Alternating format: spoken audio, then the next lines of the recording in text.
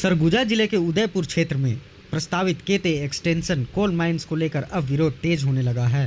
कोयला खदान के लिए हजारों हेक्टेयर जंगल की कटाई और लाखों पेड़ों पर मंडरा रहे खतरे को लेकर समाज सेवी संगठन खुलकर सामने आ गए हैं।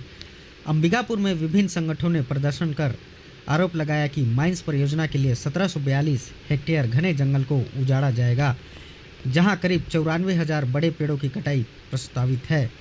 प्रदर्शनकारियों का कहना है कि उदयपुर क्षेत्र में पहले ही 10,630 हेक्टेयर से ज़्यादा वन क्षेत्र खनन परियोजना की भेंट चढ़ चुका है, जिससे पर्यावरण संतुलन और आदिवासी जीवन दोनों प्रभावित हुए हैं। समाज सेवियों ने चेतावनी दी है कि यदि जंगल की कटाई नहीं रोकी गई तो आने वाले समय में बड़ा जन आंदोलन किया जाएगा। जो प्रेस कॉन्फ्रेंस का विषय ये था कि केते एक्सटेंशन के लिए जो इनके द्वारा वनीकरण के लिए जो मांग की गई है, एक तरफ तो इन्होंने केते एक्सटेंशन में पोरगिया, केते और चकेरी गांव को विस्थापित करने का बात हुआ है और वहां पर के जो जंगल हैं उस जंगल को काट करके समाप्त करना है और दूसरे बदले में कोरिया जिले में, बलरामपुर जिले में और सरगुजा जिले में, मनेन्द्रगढ़ चिरमिरी जिले में इनके द्वारा मांग की गई है कि वहाँ हमें ज़मीन दी जाए और वो चिन्हित करके जो मुख्य वन संरक्षक के द्वारा इन जंगलों को लगाने के लिए, इनमें वनीकरण करने के लिए चांदो, रामानुजगंज, धामनी रेंज और जनकपुर के आसपास के जंगल को चिन्हित किया गया है कि हमें यहाँ पर आप ज़मीन दे दीजिए, हम यहाँ पर वनीकरण करेंगे। विषय ये है कि यहाँ जो जंगल है वो जैव विविधता का है, प्राकृतिक जंगल है और वहाँ पर जो लगाया जाएगा वो जंगल एकल होगा।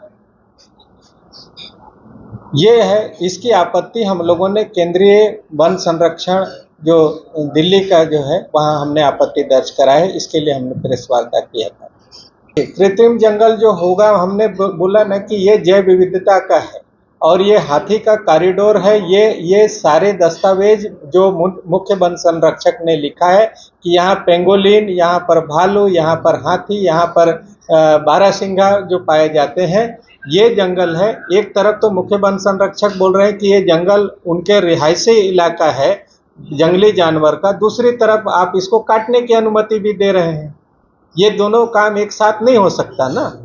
हमको उस प्राकृतिक जंगल में रहने दिया जाए, वहाँ के जो निवासी हैं उनको रहने दिया जाए और हाथी कॉरिडोर को आपको डिस्टर्ब नहीं करना चाहिए, क्योंकि इससे मानव और हाथी द्वंद का घटना बढ़ेगा।